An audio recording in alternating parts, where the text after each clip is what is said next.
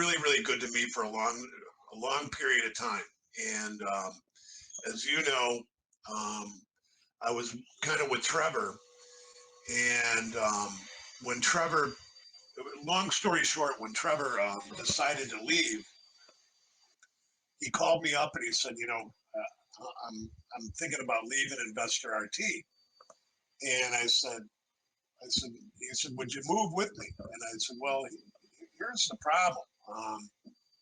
A long time ago, he came up into my office when I was on the trading floor. I went into his office. Actually, we rented his office at the Board of Trade when the CME bought the Board of Trade, and we had to move over to the Board of Trade. And anyways, we when he moved his office out of the Board of Trade, we took over a lot of his desk equipment and computers, and we ended up renting the office. But he had gone out several times to me, and when he first pitched me on the charts, I didn't know. I thought that this was Trevor's own stuff, and he never really mentioned Investor RT. But once the breakup occurred, I'm like an old dog, I mean, you put something in front of me and I like it, I'm going to sit there and I'm going to eat it. And I've always really, really like, although my charts are outdated, I've got the money maker charts. I don't know if you've ever seen them, Shawn, but they're old school. And I know that what you're going to be showing us today is more of your premium service.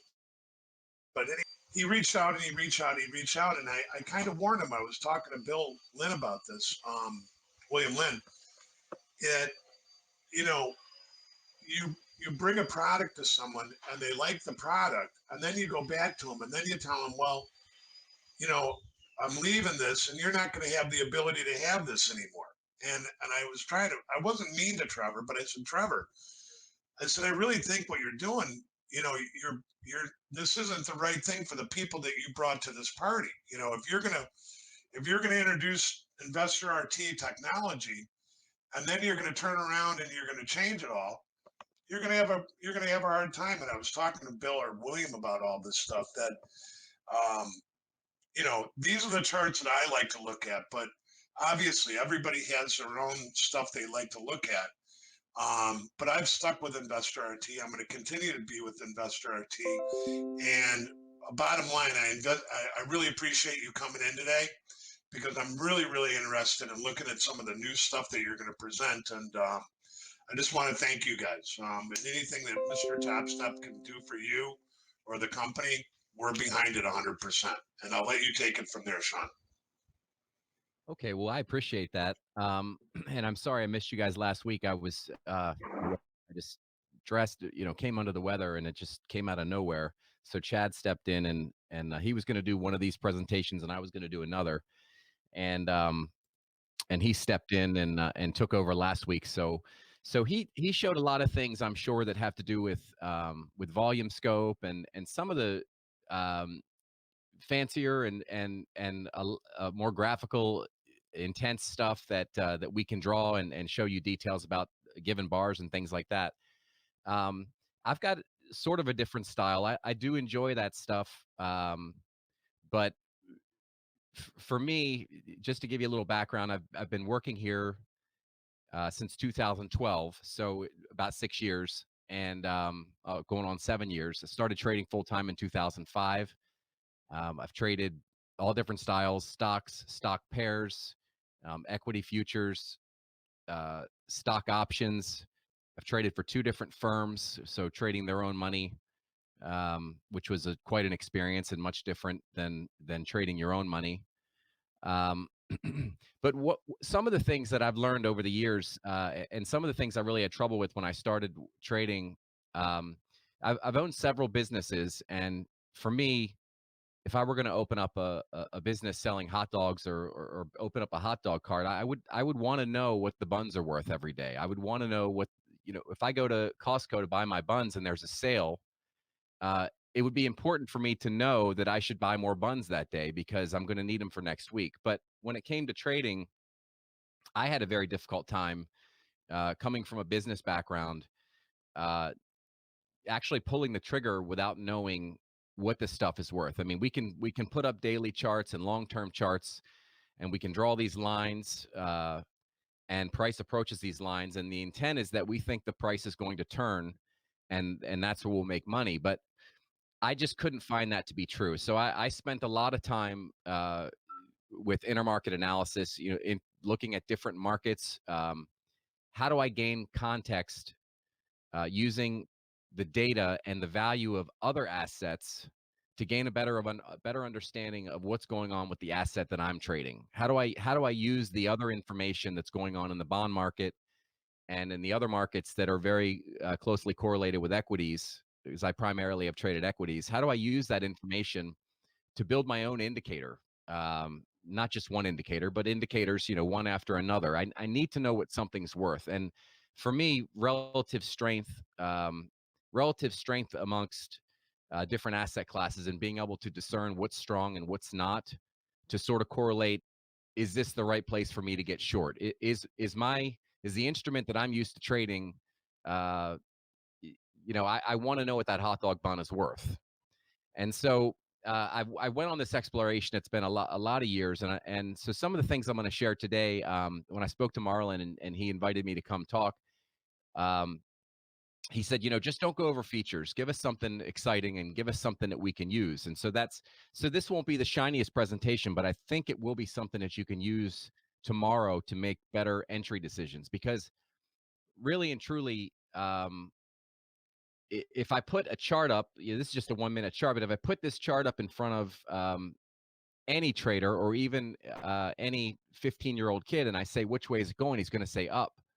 But try to get on it and ride it. It's like trying to get onto a bull and ride it, because if you want to, knowing that this is the direction or this is a trend, doesn't necessarily mean that you know how to mount up onto this thing and get into it without losing your head. And so that's the part that I think I've always found is the most important part of trading. Because if you can't get in with a very precise entry, you're just dead. You're dead in the water. There's nothing that you can do. And so that's what I want to talk about a little bit today. Is sort of valuing that hot dog bun that I talked about, and trying to gain some context on what things are worth. So first things first. th- I had a trader call me about, I don't know, maybe 3 weeks ago. It's just ironic that this just happened. And I had a conversation with her that's similar to a lot of conversations I had. And she said, I've only been doing this for a short time, but how do I get on the right side of the trade in the morning? And she made this comment. She scrolled the chart back to the beginning of a given day. So I'll do that. We'll look at yesterday. And she said, here's what it looks like when the day starts. Uh, of course, you can put futures up here and you can look at the overnight and all that stuff. But really, with the equities closed in the overnight, I haven't found a way to just jump on board and start trading 10, 15 minutes in. I have to see one turn of the market with the equities and the cash market open in order to feel comfortable and make a decision. I don't That's just my own personal preference. So it it has it has leaned me closer to just looking at equity ETFs for guidance. Or if I look at the futures, I tend to just try to look at them while the cash market was open, because that's when all the US money is trading. And in my mind, that has been one thing that's been very valuable. So we scrolled this chart back a day and she said, all right, let's just bounce forward one bar at a time. When should I know something about what to do with this? Now we can see right away it's a strong day. Let's just assume that this is all taking place and unfolding in real time. We can see right away that it's a strong day, but that doesn't help you get into the trade. If you were to get long right here, now this is a percent chart, so there's no context of value here just yet. But if you were to just get long because you saw that it was a long day because of this, when would you get out?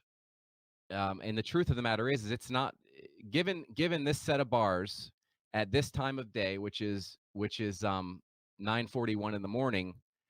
Sure, it's easy enough to say it's going to be a long day. Let's get long. You probably wouldn't feel like the tone of that day has changed until price comes back through here and falls through. But that's a lot of money.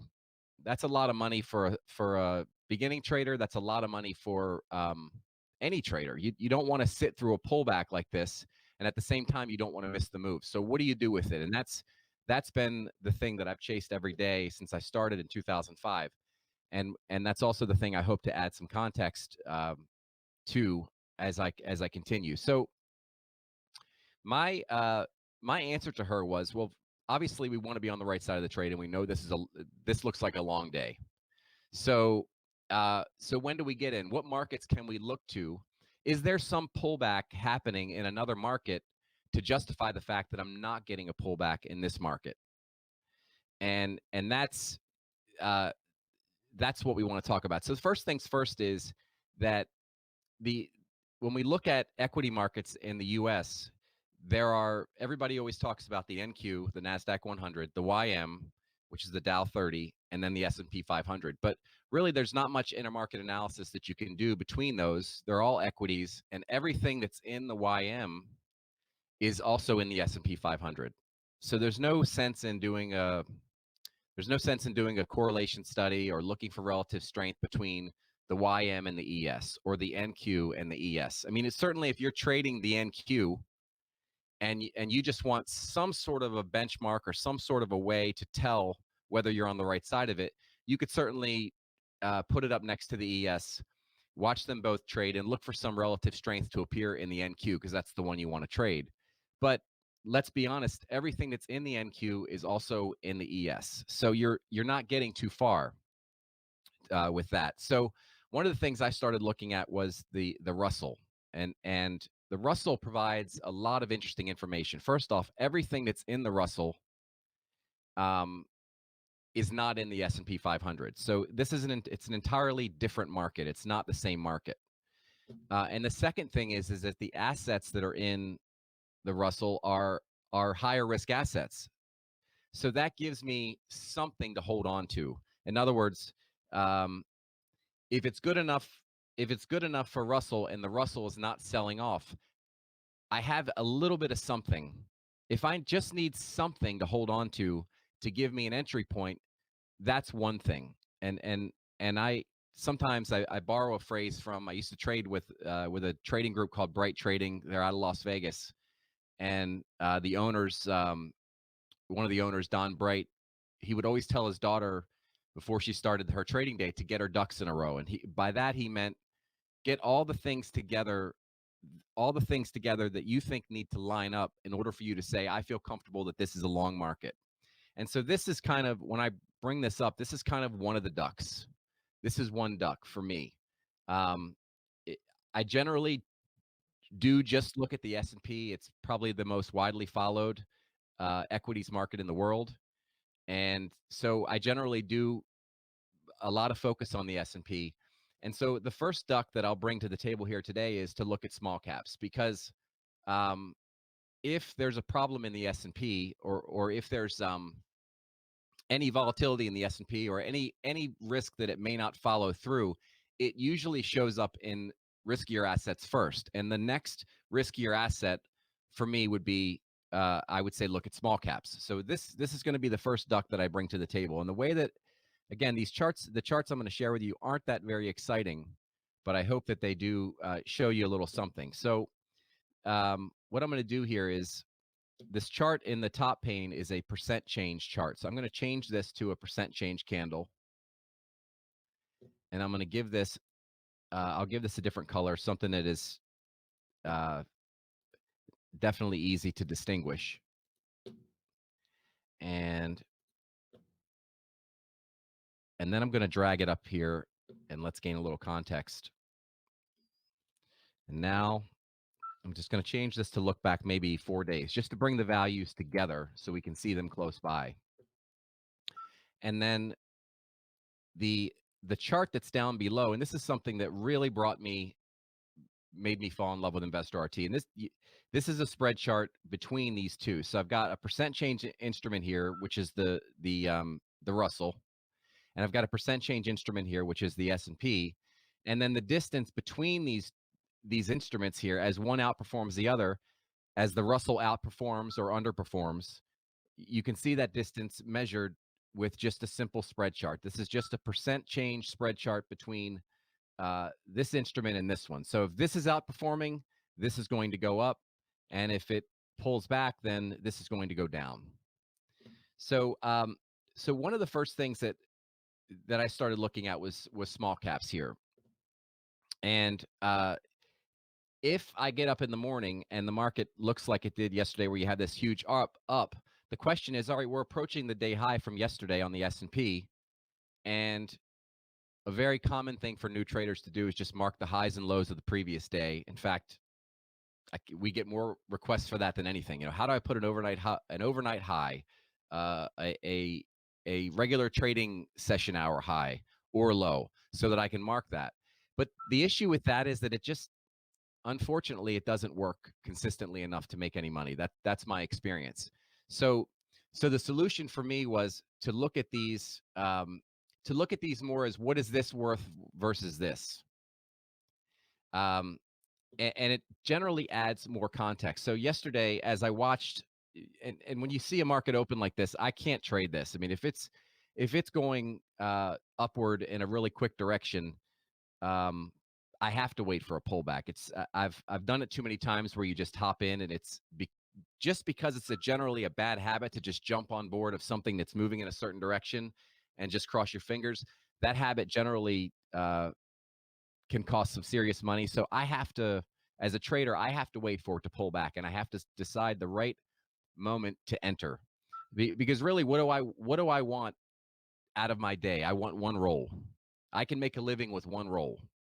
Um, and when I say roll, I mean one of these guys, one of these guys, one of these guys. And as the market sort of carries on throughout the day, those rolls become less volatile, and therefore the trading becomes uh, less of a probability in the afternoon. And I'm sure that you've heard that before. So if I really want to boil it all down to, what do I want out of this whole occupation? I want to roll a day, and that's it. I can eat on a roll a day. I can put kids through college on a roll a day. I can, and on top of that, I feel like I can see a roll a day coming.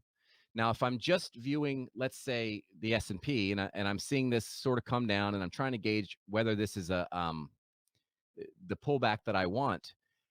I personally, and again, this is personal preference. I'm just here to share the information that I've learned. I can't get it from just one instrument. I need to see something. If I want to get long this, I need to see something lean on it. In other words, if the S&P is not going to pull back, I need to see that pullback in another market, so that I can see that something is leaning on my market, and my market is resilient enough to not sell down. And that's where my role comes from. So in this case, yesterday, and I don't do much futures trading anymore just because I'm full time here. So over the last 6 years, I've traded options, and I trade them. Just like anybody else would. I trade them in my retirement account, or if you wanted to open up a personal account, or whatever the case is. But I don't have the time to sit and watch the screen all day long. I need to be able to make the trade. And if any of you are employed with other careers, you know what that's like. You need to be able to make the trade and kind of move to the next thing, whatever that is in your other occupation. So the first duck that I generally employ is looking for something to lean on my market. Now, the second thing that I find incredibly useful is to think about the market, or to stop thinking about the market in terms of it just being the thing that I am currently trading. For instance, if you look at most of the money that's invested in any U.S. market, it's in mutual funds, it's in equity ETFs, it's in equities. But if you think about how those people actually put the money in, they don't just buy the ES and then walk away. And we rely on the levels of the ES to be so incredibly tight, as if that's how everyone else trades it, but they don't. Think about the money that's in your retirement. Think about the general advice that's given by anybody who has weathered a market, and they'll tell you that you need to diversify. So let's use Investor RT to look at a market, to look at it, to create almost an indicator that gives us a little more context than just looking at the thing that we're trading. And so what I've done is, let me just give me 1 second to pull this over. I'll just open up a brand new chart.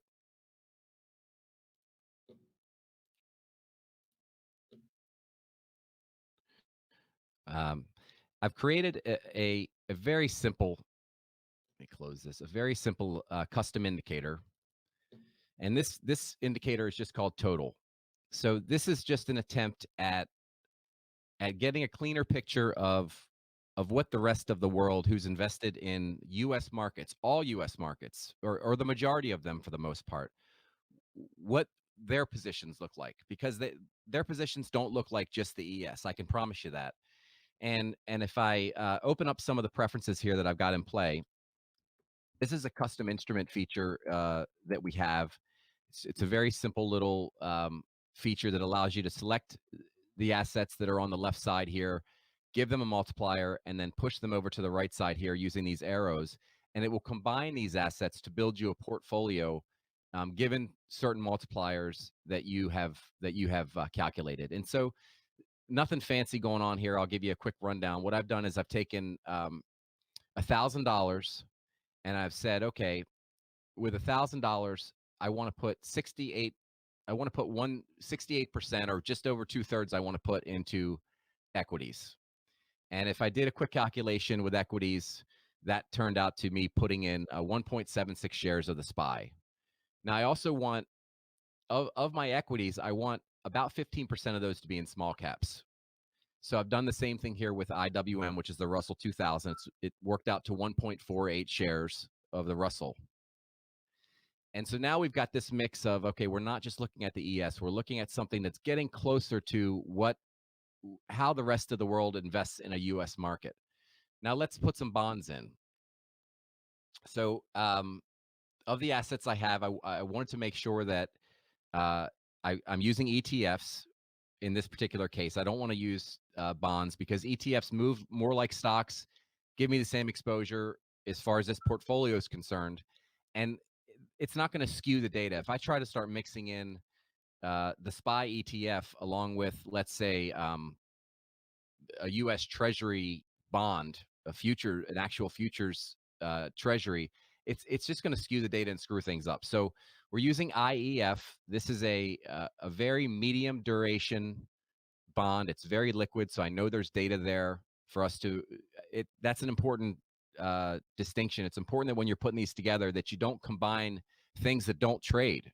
This is a very liquid bond ETF, and then high yield. This HYG is a very liquid junk bond ETF.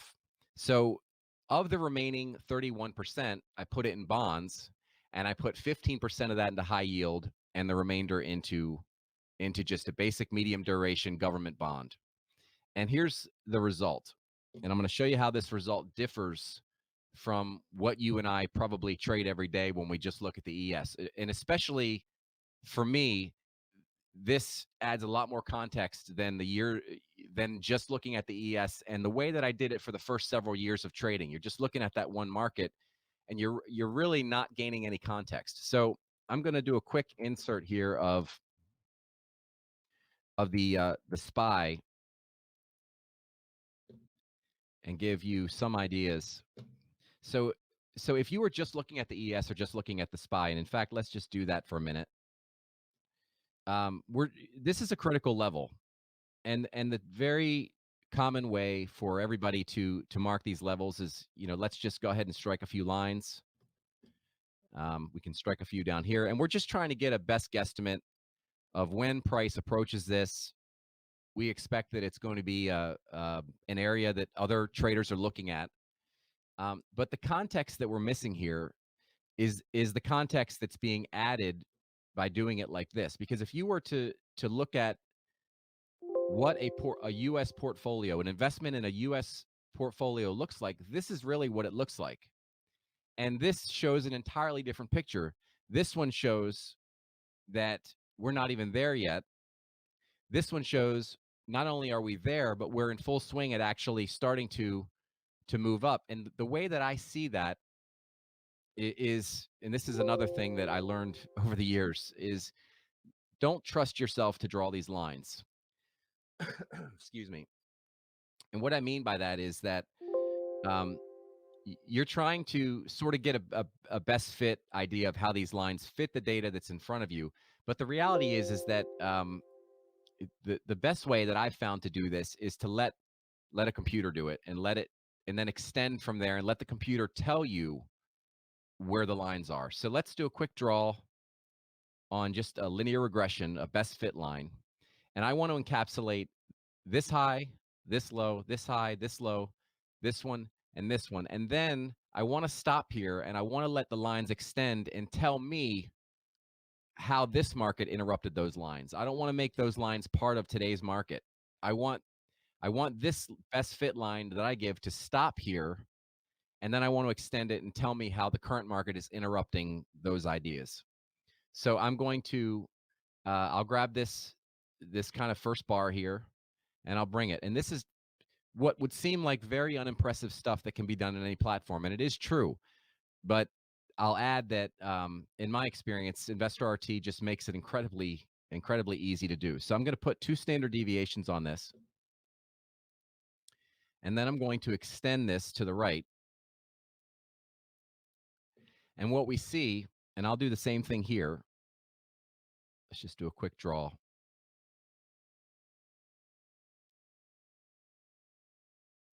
Draw regression.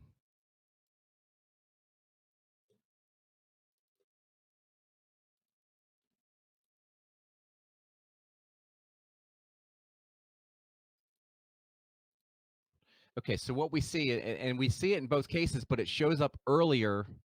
And this is something that I just want to bring to your attention and make you so aware of is when you're trading, there's a general feeling that um, something you're seeing as a resistance level, and let's just say that I strike a resistance level right here, and price approaches it, and then price goes right through it, and then you get stopped out, and it turns and actually turns in the direction that you initially thought it was going to go in. And there's this general feeling that I just felt over and over again that I was not I was not trading the same resistance levels as the whole market. And so what you see here is that as price is approaching what would be deemed a resistance level, uh, the entire this little indicator that I think more closely represents an entire U.S. market was long gone and long through. So Elvis had left the building. It had already the move was made back here as you were actually waiting for your instrument to approach. And so you can take that information and do with it what you want. I found it to be incredibly useful, and I want to sort of build on that information here as I sort of flesh out this idea of getting your ducks in a row. So the second duck that I'm going to say is to pay attention to the value. And remember, this instrument here that I've created is not just long equities, it's also long bonds, which we know bonds move most times they move in reverse of equities. There's a love-hate relationship there, so that's not always the truth. But um, there is a general feeling that they move in reverse, and they generally do move in reverse. But this has long bonds in it, so you're viewing something that kind of contains the hedge to the equities. And it's important to view a hedged portfolio. Let's view something that someone comes in, they want to get involved in the US markets. They don't just buy equities. They buy equities and then they buy something that'll stand behind equities if they're wrong. So so the second duck is if I'm fleshing out my ideas of getting your ducks in a row, the second duck for me is to gain a picture on the day of how investors are valuing US assets as a whole, not just large cap, not just the ES. How um, are they actually looking at our market as a whole? And I'll show you how that shows up. So if I do a quick insert here and I bring this index called total that I've created, I go ahead and bring that in, stick it into a different pane. Just as I demonstrated in this other daily chart, in this longer term chart, I demonstrated that index I created sort of gives a different picture. It does the same thing on a smaller time frame basis. So if we're getting our ducks in a row um, on a day like, let's say, the day that we initially started talking about when the ES just came out and just started tearing up a ladder, um, we can sort of get some confirmation of when to get long. This is everything. This is not just our ES. So we can use this to gain a little more confidence about when the right time is to actually, you know, make force our opinion into the market and actually pull the trigger and put some money on the line. We can use something like this as an additional duck. And here's a very clear example. Yesterday we had a nice little pullback here, and you can see that as this index pulled back, if you line it up here, you can see that short the small cap stocks actually continued to to trade down against the ES. This thing, however, we get this very nice divergence. This is our entire market now that's giving you a different picture. It's showing health as these small caps continue to sort of, they don't necessarily go down. We can see them here. They're just going across, but they're going down relative to our benchmark. They're going down relative to our total market. And what that does is it takes this particular index I've created, and it shows some retracement, and it shows you a little divergence here that says that even though small caps are weakening, everything still feels kind of healthy on the day. And so this was a really nice trade yesterday. Um, and marking that level, if I come in here and mark this level on just the SPY, you can see that if I uh, tried to get long at this level this morning, I probably would have got stopped out. If I try to get long here, I would have got stopped out. If I try to get long here, I would have got stopped out. These are all those little gotchas that you're feeling when you enter a trade and you say, this one's going to be the one. This one, I've got the right level. But the market has a funny way of taking retail traders and setting up graphics that make you look like you have the right level, but they're actually somewhere else. And so this little exercise and these little indexes have really helped me sort of stay on the right side of the trade. Because if it's a solo operation, you're sitting in a room by yourself most times, you're making decisions by yourself, you're watching very short-term charts. It can be a little bit mind-numbing at times. So what ends up happening is you get long here thinking that this was a level, you get stopped out, price does one of these, and you turn around and get short here, and what happens is that you get sort of that head fake. I'll take your money here, I'll take your money here, then it goes this way, and you're too frustrated to get long, and you're out. So the cure for that issue, in my opinion, is to look at other markets aside from just the market that you're trading. And I've got some other ducks that I want to sort of add to this. But before I do, are there any questions that anybody wants to? I've got about another 30 minutes, and I could certainly continue for the next 15 or 20, and then we could take questions. Because I do have some more ducks. Again, following along with that same analogy, I have some more ducks to add to this. And but if there are any questions, certainly we could take a quick pause and just take a few if you have any.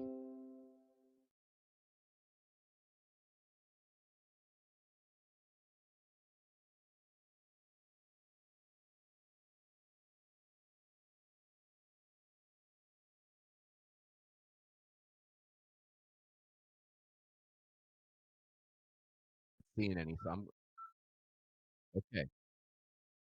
All right, so I'm going to keep on going. And you can feel free to just from here on out, if you want to throw the questions into the chat, I'll pick it up here in about 15, 20 minutes. And if there are questions, we can certainly go through them. So let's just kind of continue uh, down this path and see what else we can find. Because I, eh, one of the things, and I'll bring this up here as we move into the next phase of this. One of the things that I fought with a lot was I always knew, as I moved through this sort of process over the years, I always knew that the bond market could offer me some insight, something that I could add to this that could be an additional duck that tells me, that keeps me on the right side of the trade. In other words, if this happens on a given day, if I've marked a specific level and the price does in fact pull through it and I'm in a trade, and let's say I go down a tick and a half, or in your case, it would be a tick and a half, In my case, it would be an options trade. It's a little bit different, but the important thing here is that if you sort of get that trade going against you, and you look to your other ducks, but you can see that this is just a little bit of natural movement, and there was nothing to be panicked about. And in fact, it might even have added a small opportunity to add another contract to your position. That's a very, very important piece of the puzzle to start adding to your trading. Um, if you just mark a level and price pierces it, and you make your trading decision based on that, that is, in my opinion, that's what I found to be the recipe for just exhausting a trading account. So you need to be able to mark that level, and you need to be able to look at other things that, even if that level gives you some minor frustration, or maybe gives you a little bit of grief because it didn't, what you can do is, this might be an opportunity for you to add a small amount to your position, as opposed to saying, "That's it, I marked this level, and clearly, if I'm not right, then this isn't for me." Well, we can use that little bit of wiggle to improve our position. So let's talk about the next duck here that we can look at. And as I said, the bond market was something I always looked at. I always felt like that should that should be something that can add more context. I mean, after all, the bond market is multiples in size, in terms of the size of the equities market. The bond market is much bigger, and it should bring more to me, but I couldn't really figure it out. So I started studying a little bit with with bonds, government, and also with high yield. And again, let's just put some common sense, wrap some common sense around this. And what high yield is, uh, in a nutshell, is just, it's the place that larger companies go to borrow money when they can't go directly to an A plus plus plus credit supplier. They can't go right to the market and borrow the government market. They can't walk right into their bank. They're not an A borrower. So it's really important that the high yield bond market functions properly for companies to get access to the capital they need to refinance debt that they need, when they have notes. And when that high yield market gets ugly, all of a sudden everyone's balance sheet is at risk. So it would stand to reason that watching the correlation between high yield and equities, since high yield is where they go for the money, might provide some insight. So here is the let me just find the chart that I want to share with you here.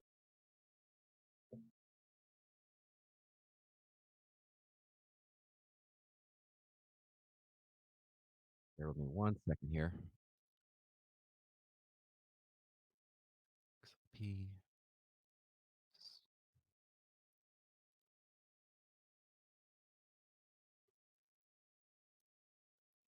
Hang on, it's here somewhere buried under another chart.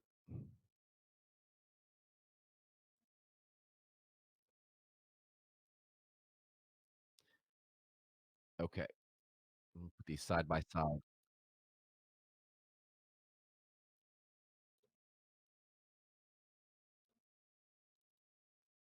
And so similar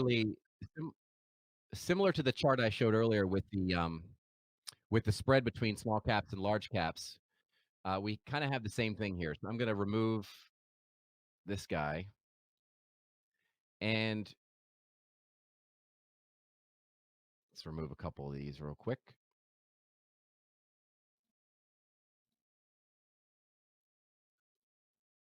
Okay, so what we see here in this top pane, this is a nice medium duration, very high liquid uh, government bond ETF. And there's a wonderful correlation here that you can work with in your trading, to time when the wind is at the equity market's back, in terms of the health of the high yield market, which is where a lot of these companies go to get their money and their financing. So once again, the distance between high yield down here and the government bond ETF is measured here with this spread. So this is essentially the difference between these two. When high yield is underperforming, this is moving down, and when high yield is overperforming, it's moving up. And what you end up seeing, especially when it comes to correlation with small caps, let me go ahead and just throw a quick the small cap index in here. So this is a wonderful tool to use uh, if you get a sell-off in small cap in high yield like this, and it's correlated with a sell-off in the actual companies that borrow from high yield. There's a very strong correlation there where you can get on the right side of that trade. You want to have this at your back. You don't want to be coming into a day. Let me try to give you an example here. I think the correlation is pretty clear. I'm not sure that it needs much explanation, but I'm gonna show you. So this is just another duck that I would use to make sure that I'm on the right side of the market. I want to make sure that the high yield market is actually outperforming uh, the place that high yield goes to borrow money to lend to these folks. All right, so you can picture this as this instrument borrows money from this instrument to lend to this instrument. Okay, so it's really important, and this becomes very increasingly evident when you look at a chart, let's say of last December. The high yield market went to absolute crap. High yield tanked off, and the Russell just took an absolute crap. So we want to include this as part of in our arsenal, as part of what we look at each day to make sure that we got the wind at our back. If we're equities traders, we want to make sure that the market that they go to borrow is healthy. Okay, so this would be the next duck to look at. And the last thing before I open it up to questions is we get a lot of questions from traders about the VIX and how to use that. And we can do the exact same thing. I do it a little bit differently than most folks would do it. Most people would just add the VIX to a chart and they would keep it underneath of their ES chart and they would try to gain some context. But we can do the same thing here with spreads. And once again, this is just, let me just show you, this is just our spread feature that takes these two and does some math on them and then builds the spread. So it's a super easy feature to use. It comes with the core platform. It's not some sort of a special add-on that requires additional funds or anything like that. So if you're just getting started and you start with the $50 a month platform or product, which is called our core platform, this comes with it. There's no additional add-ons that you need. So let's take a look at a little bit of VIX analysis, and then if there's any remaining if there's any questions, then we'll go ahead and take them at that time. Okay, so this is how I look at the VIX. Once again, I find InvestorRT to be, I've tried to do this in so many charting platforms, and I just find InvestorRT, there's something about the way it operates when you put these different indexes into different panes, and the fact that you can drag in between panes, that you can very quickly double click to change different colors to get some distinction between these different assets that you have added to the chart. So I find it, for some reason, it's just top notch when it comes to doing this. I can't quite put my finger on it, but I do love it.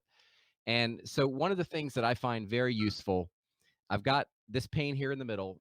Up top, I've got my total index. This is our US market. And this is the volatility markets all together. We've got RVX.XO, which is the volatility of small caps. And then we've got three VIX indices. One of these is just a 9-day. One of these is the 30-day. And one of these is the 3-month. And so the way that these indexes are generally used is that when volatility is rising, you know, it tends to say that the options market, the cost to buy puts is getting more expensive. It sort of indicates that puts might be being purchased.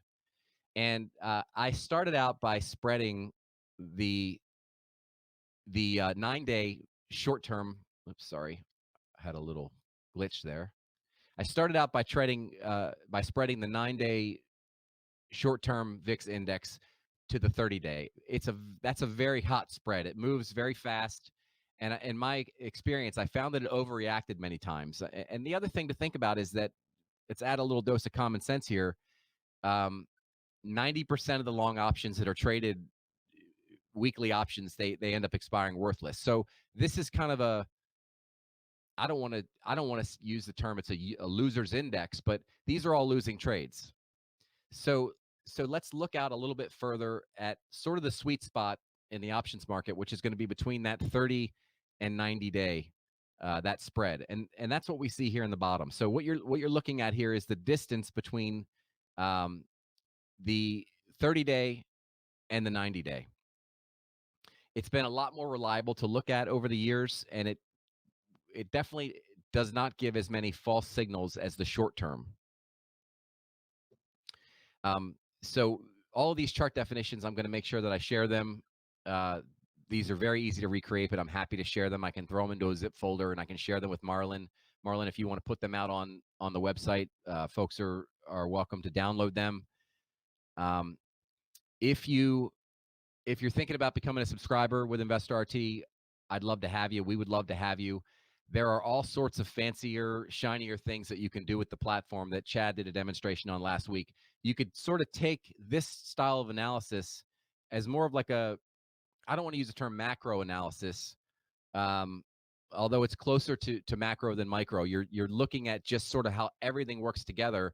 And then if you take this and apply this to some of the shorter term tools that Investor RT can provide. Again, some of the shinier things that Chad had gone over last week with footprint and the ability to really look at volume at price. And then you can sort of get a volume confirmation of when this stuff, um, really the volume becomes sort of that extra duct to give you the confirmation on when to enter. Now, the last thing, uh, in one of my favorite charts to look at, I'll give you this one in closing, because I remember having a conversation with my Merrill Lynch guy after the 2008 debacle and everything went to crap. And I remember having this conversation and asking him why he didn't see this. And I didn't know, we're sort of lucky to have this situation where we can explore the markets and then we can push our ideas and opinions onto the market, and then we can get real time feedback about whether we're right. It's sort of a really nice job to have.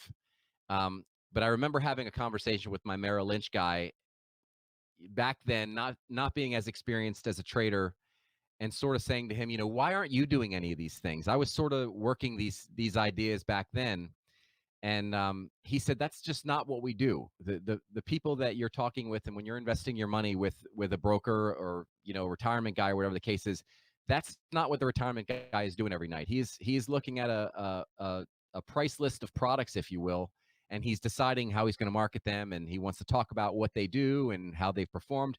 But this type of analysis is not what your guy is doing for you, and I hope that, if anything, there's absolutely no question this type of analysis is so super critical and valuable when it comes to longer term investing. Uh, Anything can get a little bit falsy on the signals the shorter the analysis becomes. But in my opinion, this is uh, about as close as you can get to doing macroeconomics on a short term level. And it's the only thing that I've been able to find that really does help and provides insight. So the last chart I'm going to share with you, and this is the chart that I discussed with my financial advisor that day. I think it was in 2009. Looking at a chart like this is our peak in 2008, uh, October 2008, I think it was. And the important thing to note, when you see, everybody knows what a double top looks like. It's one of the first patterns that you see. But whenever you open up a daily chart and you're starting your day, uh, look at a longer term chart. Look for these little double tops, and we can gain so much more insight. So right away, the one thing we know about 2008 is that everything that caused this run up was bank related. So what should have been in view by my Merrill Lynch financial advisor, or anybody really managing money — I shouldn't put it on him because it's not his job — but anybody that's really uh, managing money, what should be in view is what is driving this, and which Elvis is driving this, and when did that Elvis leave the building. And this chart is one of my favorites. I always bring this up because so clear, uh, and so foolish that I didn't see this back then. Um, I won't miss it again, and I don't think I missed it in December. I think I did a good job with December. Um, but let's take a look. So the context here is that these charts mean nothing unless you know the extent to which banks pushed up this market. So everything that's in here is driven by banks. And if the value of banks just continue to push and push and push, the value of all the other assets, they're all turning around looking at banks saying, well, if you're worth that, then I'm worth this. And that is really what correlation is at its core. So if we take a look here at this second double top, here's our Elvis leaving the building right here. And the question becomes, um, we've got this double top here. We've got this massive divergence. I mean, there's just no question. This double top versus this double top. How did this get back up here? Somebody drove this back up here. Some Elvis, some other sector drove this back up here, and someone made the decision to drive it back up here. Why didn't that person tell everybody else? And the answer to that is because, well, we all know they're trading against us and they need our liquidity to exit their positions. But this is so blatantly obvious, and this is something I would invite you to do. You have to know the very important thing to remember is what are you looking at? What drove this to begin with, and when is that over? And in this case, we know that everything back in 2008 was housing and banks, and this is a clear signal to me. One of my favorite charts to look at. Here comes your consumer staples coming in here and just uh, outperforming over this next. I mean, this is 6 weeks or so. This is a weekly chart, just pushing tons of money into your cyclicals, your at this point back then this was healthcare, this was your Walmarts, this was your all of your really solid dividend paying companies. As this all of this risk just exited, and it is kind of a shame to think that this is a clear signal that someone knew this was coming, um, but it's not shared. It's not shared with us because we are, in fact, the liquidity we bring is being used to make this move. So I'm going to leave you with that. I'll open it up for questions, and then I know that we've got some big minutes coming out here in 10 minutes. I want to be clear, um, clear of the mic when that happens, so that everybody can get back to trading if they want to. And then any questions, you can feel free to throw them in here. You can feel free to send an email to support@linsoft.com. I'm the first guy that gets that. And if you decide to come on board with us, we also offer $99 an hour if you want to get online and share a screen and get on the phone. A lot of people will book 2 or 3 hours, and we can get on and talk about this kind of stuff. We can talk about setting up Investor RT so that you can analyze in this way, and we can also just talk markets in general one-on-one if you want to, if you're just getting started and you need a little bit of help there.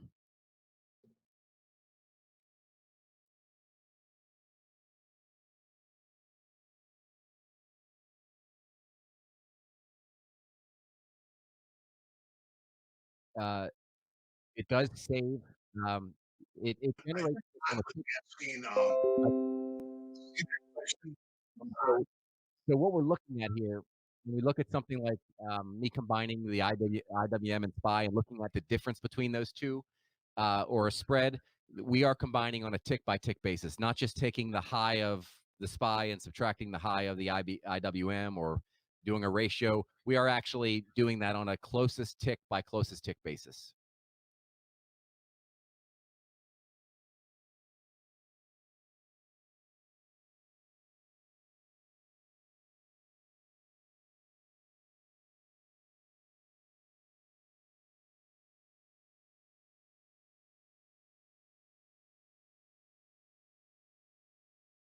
You see that?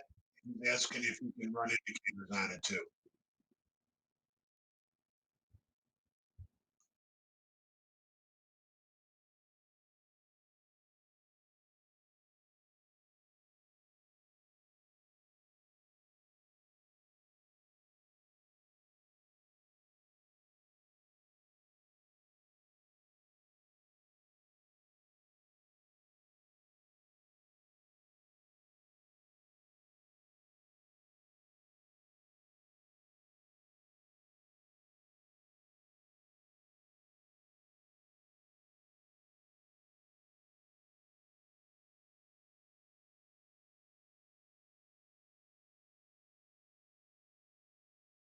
Sorry about that. I was talking.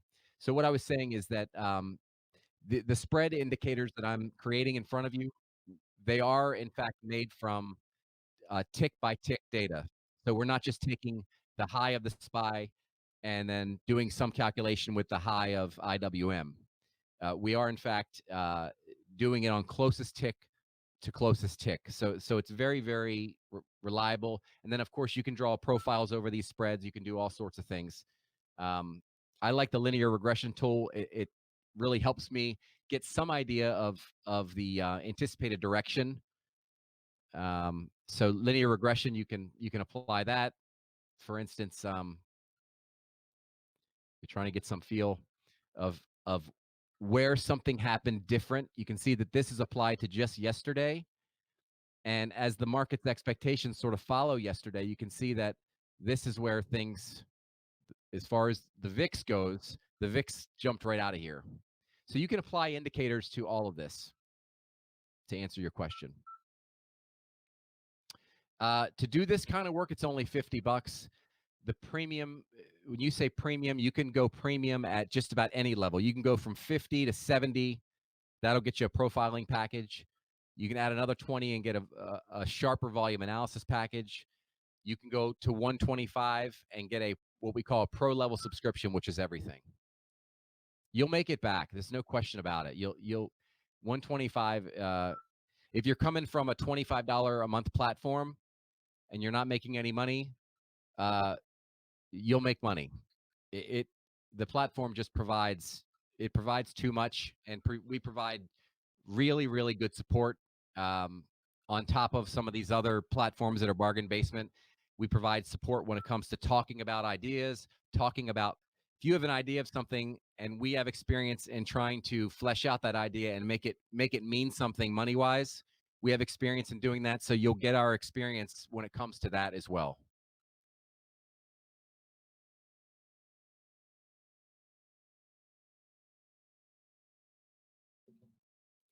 Okay, Danny, I'm going to leave it with you. I'm going to stick around here for a little bit, so if there's any other questions, but you can Okay, well, thank you very much. You got a really great presentation, and it really, to me, it sounded not like coming from someone that doesn't have a trading background that's just talking about charts and stuff like that. Just the idea that you've got a trading background and you're involved in the development of the software. Really, really great presentation. But yeah, absolutely. Stick around for a little bit. I know that we're going into the Fed minutes in a couple minutes, so we probably